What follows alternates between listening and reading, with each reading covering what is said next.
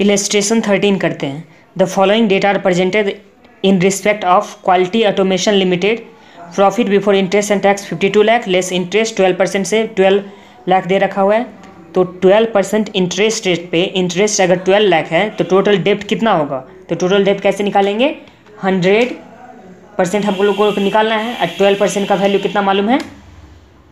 12 लाख। तो इस तरह से हम लोग का कितना निकल के आ गया? 100 लाख। कैसे? 100 इंटू 12 लाख डिवाइड बाय 12।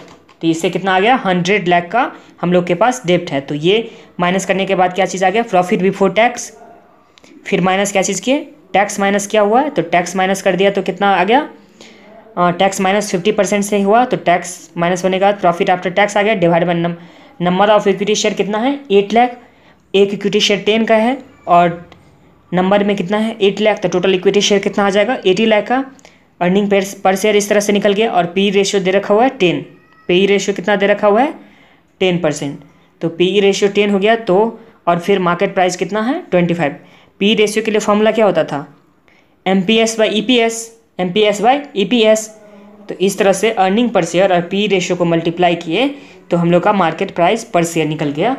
तो ये आगे क्या चीज़ बोल रहा है कंपनी में? The company is planning to start a new project requiring a total outlay of 40 lakh. तो कंपनी न्यू प्रोजेक्ट स्टार्ट करना चाहती है जिसके लिए उसको कितना पैसा चाहिए? 40 लाख।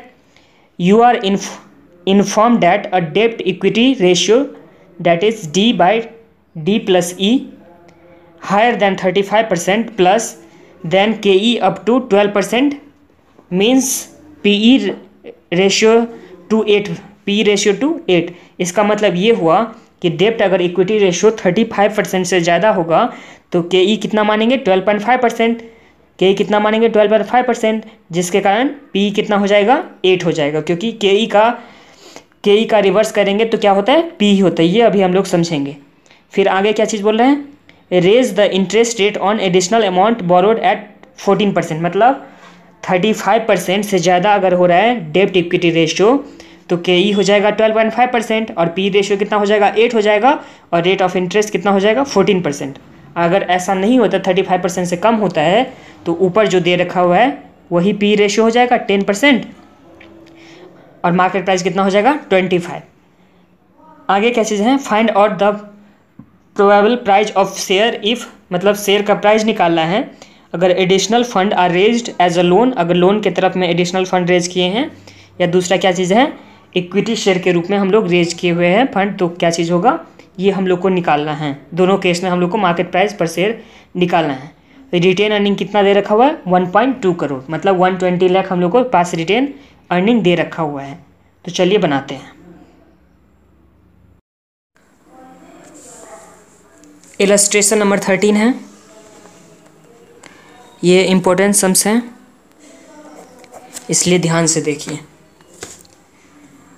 इसमें न्यू EBIT तो नहीं दे रखा हुआ है, सम्स में न्यू EBIT तो नहीं दे रखा है, या उसके बारे में कुछ बोला नहीं हुआ है, तो हम लोग क्या निकालेंगे? Return on capital employed. Return on capital employed. Return on capital employed क्यों निकालेंगे? क्योंकि EBIT इस सम्स में मिसिंग है, तो इसके वजह से हम लोग क्या निकालेंगे? Return on capital employed. वो कैसे निकालते हैं? तो EBIT बाय कैपिटल एम्प्लॉयड होता है कि EBIT बाय कैपिटल एम्प्लॉयड। तो सबसे पहले सम्स में देखते हैं टोटल कैपिटल कितना है। टोटल कैपिटल एम्प्लॉयड कितना दे रखा हुआ है? डेप्ट कितना है? 12% के रेट से था, तो इंटरेस्ट कितना था? 12 लाख। इंटरेस्ट कितना था? 12 लाख। तो डेप्ट कितना हो गया? 100 लाख। कितना हो गया? 100 लाख। कैसे ये निकाले? क्योंकि 12% रेट ऑफ इंटरेस्ट से इंटरेस्ट दे रखा था 12 लाख, तो हम लोग को 100% से निकालना, तो 100/12 इंटू 12 लाख कर दिया, तो डेप्ट कितना आ गया? 100। Equity, number of equity share कितना दे रखा हुआ है? 8 लाख इंटू एक शेयर कितने का? 10 का है। एक शेयर कितने का है? 10 का। तो इंटू 10 कर दिया, तो ये कितना आ गया? 80 लाख। और क्या चीज़ दे रखा हुआ है? Retain earning. रिटेन अर्निंग कितना दे रखा हुआ है? 120 लाख। 1.2 करोड़ दे रखा हुआ था ना, तो ये कितना हो गया? 120 लाख।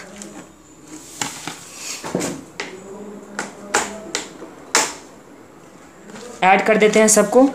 तो सबको अगर ऐड कर रहे हैं तो 120 प्लस 80 प्लस 100, तो ये जा करके टोटल कितना हो जाता है 300। टोटल जाके कितना हो गया 300 lakh.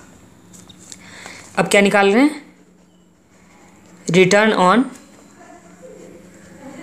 Capital employed. Return on capital employed formula क्या होता है रिटर्न ऑन कैपिटल एम्प्लॉयड का, EBIT by capital employed.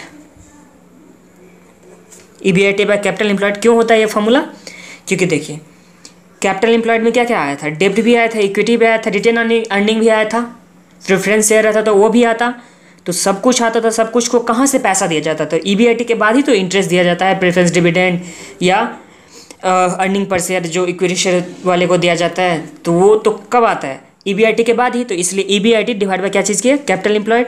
EBIT कितना दे रखा था सम्स में 52 लाख, तो 52 divide by 300 lakh is equal to कितना आता है 52 डिवाइड बाय 300, तो ये 17.33%। कितना आ गया 17.33%। ये हम लोग का क्या चीज़ आ गया, रिटर्न ऑन कैपिटल एम्प्लॉयड।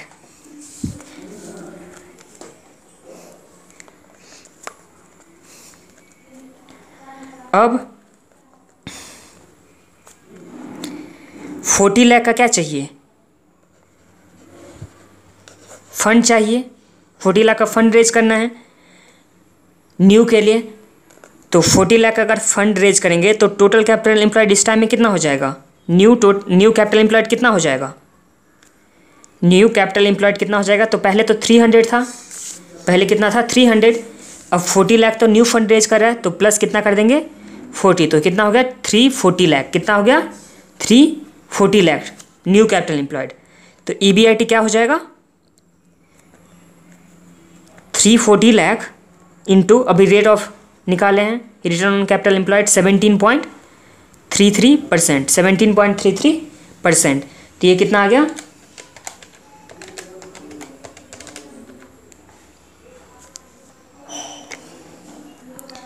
ये कितना आ गया 58,92,200। ये कितना आ गया EBIT 58,92,200।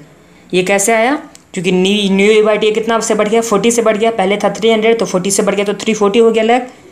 और उसका रेट और रिटर्न कितना था कि रिटर्न ऑन कैपिटल एम्प्लॉयड का रेट अभी निकाले थे, कितना आया था 17.33%।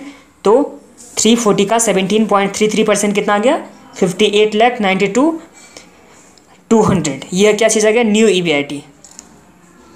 अब हम लोग के पास कितना ऑप्शन है, अब हम लोग के पास कितना ऑप्शन है, 2 ऑप्शन है। ऑप्शन 1 क्या चीज़ है, ऑप्शन 1 है और ऑप्शन 2 है। ऑप्शन 1 में क्या चीज़ बोला हुआ था, ऑप्शन 1 में क्या था, the additional fund are raised as a loan, और दूसरा में क्या था additional fund raise as a capital. तो अगर लोन के फॉर्म में हम लोग रेज कर रहे हैं, क्या चीज़ के फॉर्म में, लोन के फॉर्म में रेज कर रहे हैं, तो पहले तो ऑलरेडी डेप्ट कितना हुआ था 100 लाख का तो था डेप्ट था, प्लस न्यू कितना आ जाएगा 40, न्यू कितना आ जाएगा 40, तो डेप्ट टोटल डेप्ट कितना आ गया 140 लाख। टोटल डेप्ट कितना आ गया 140 लाख। ऑप्शन 2 में अगर हम लोग इक्विटी से रेज करेंगे तो डेप्ट जितना था उतना ही रहेगा, डेप्ट कितना था जितना था उतना ही रहेगा, तो डेप्ट कितना रहा 100, ये हुआ ना। और टोटल कैपिटल एम्प्लॉयड कितना है, टोटल कैपिटल एम्प्लॉयड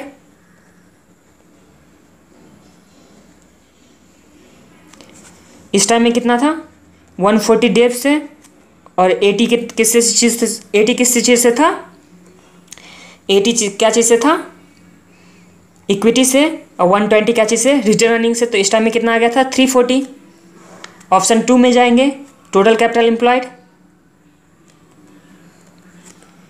100 डेप्ट से हो गया, इक्विटी से कितना हो जाएगा 40, क्योंकि न्यू इक्विटी से हम न्यू से कितना इक्विटी पहले कितना था, एग्जिस्टिंग इक्विटी कितना था 80 लाख का, और न्यू इक्विटी कितना आ गया 40 लाख का, तो 120 लाख का ये आ गया, और फिर 120 लाख का वो रिटर्न अर्निंग आ जाएगा, तो ये कितना आ गया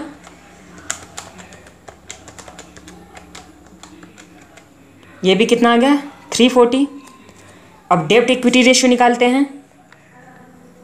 डेब्ट इक्विटी रेशियो, डेब्ट इक्विटी रेशियो का फॉर्मूला क्या होता था? डेब्ट बाय डेब्ट प्लस इक्विटी, डेब्ट बाय डेब्ट प्लस इक्विटी, यही होता था ना। तो डेब्ट सम्स में कितना है? इस ऑप्शन 1 के लिए डेब्ट कितना है? 140 डिवाइड बाय 340। ऑप्शन 2 के लिए कितना है? 100 डिवाइड बाय 340। तो फर्स्ट केस में डेब्ट कितना आ जाएगा?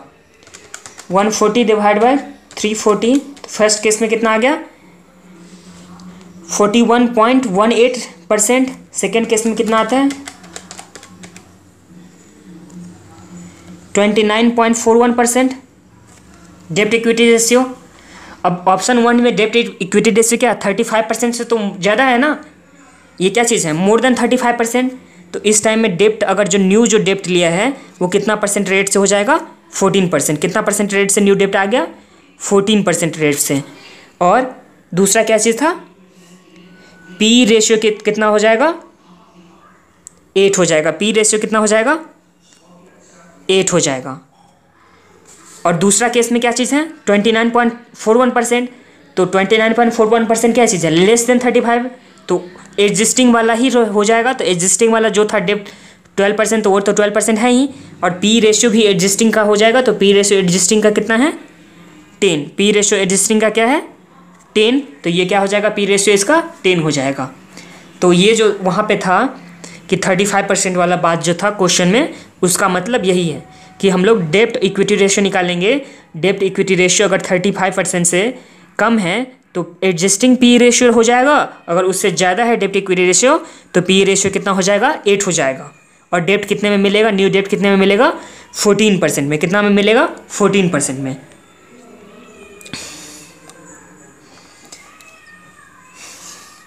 तो ये हो गया। अब आगे हम लोग क्या चीज़ निकालते हैं कि कौन सा ऑप्शन बेस्ट होगा, कौन सा ऑप्शन बेस्ट होगा। तो उसके लिए हम लोग निकालते हैं।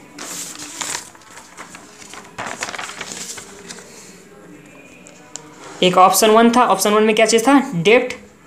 और ऑप्शन 2 था जिसमें क्या चीज़ था? इक्विटी।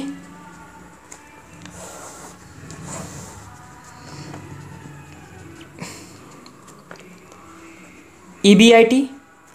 न्यू ईबीआईटी कितना निकाले थे? 58,92,200। 58,92,200। न्यू डेब्ट तो यही निकाले थे ना, ईबीआईटी। माइनस क्या कर देंगे? इंटरेस्ट। इंटरेस्ट में एग्जिस्टिंग इंटरेस्ट कितना है? वो तो दोनों में है, 12 लाख करके। तो ये दोनों में आ जाएगा 12 लाख। और न्यू इंटरेस्ट रेट कितना हो गया? तो न्यू इंटरेस्ट रेट 14% से 40 लाख। 40 लाख तो न्यू रेज किए हैं ना। तो 40 लाख का 14%, तो ये आ गया 5,60,000। इसमें तो कुछ नहीं होगा क्योंकि वहाँ पे तो सारा इक्विटी से ही लिए थे। 40 लाख 40 लाख इक्विटी से लिए थे। अब पर इक्विटी शेयर कितना था? मार्केट प्राइस पर इक्विटी शेयर कितना था? 25। तो ये हो गया। तो ये माइनस करके देखते हैं कितना होता है।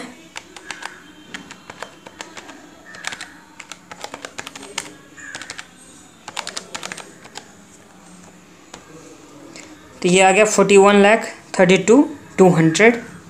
और ये 58,92,200 minus 12 lakh.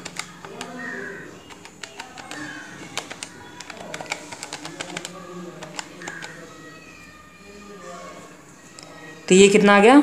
46,92,200।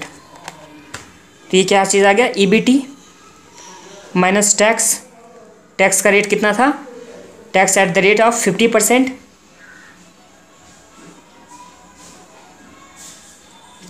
Tax at the rate of कितना परसेंट था? 50%। तो इसका 50% कितना हो जाएगा? 2346,100 2346,100 41,32,200 डिवाइड बाई 2 20,66,100 20, 66, 100, ये क्या आ गया था, earning after tax divide by क्या करते हैं हम लोग, number of equity share divide by क्या चीज़ की, number of equity share. Existing equity share था, तो एग्जिस्टिंग इक्विटी शेयर कितने का था, 8 लाख का था नंबर ऑफ इक्विटी शेयर। और न्यू में कितना हो जाएगा, तो पहले से तो 8 लाख का था ही, और न्यू हम लोग कितना इशू किए हैं, 40 लाख, और एक शेयर का कितना प्राइस था 25, तो डिवाइड बाय 5 किया तो कितना आ गया 1,60,000। तो दोनों को ऐड कर देंगे तो क्या आ जाएगा 9,60,000। कैसे हुआ, 8 लाख प्लस 1,60,000 न्यू वाला, न्यू कैसे आया था 40 लाख डिवाइड बाय 25। तो अर्निंग पर शेयर कितना आ गया, अर्निंग पर शेयर कैसे कितना आएगा, तो 20,66,100 डिवाइड बाय 8 लाख, तो इस केस में कितना आ गया 2.58 अर्निंग पर शेयर। और सेकेंड केस में आ जाएगा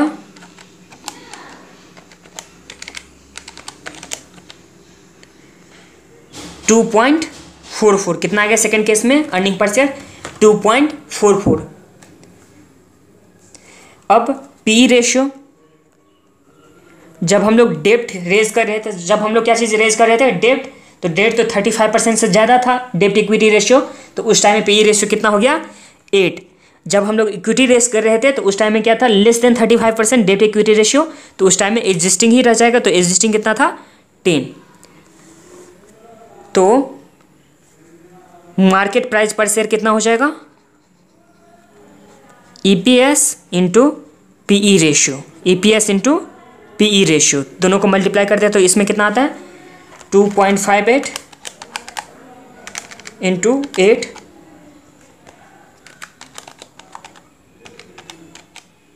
तो 20.64, इसमें कितना आ गया 2.44 इंटू 10, 24.4। ये हम लोग का क्या चीज़ आ गया, मार्केट प्राइस पर शेयर, ये हम लोग का मार्केट प्राइस पर शेयर। तो पी रेशियो का फॉर्मूला क्या होता था,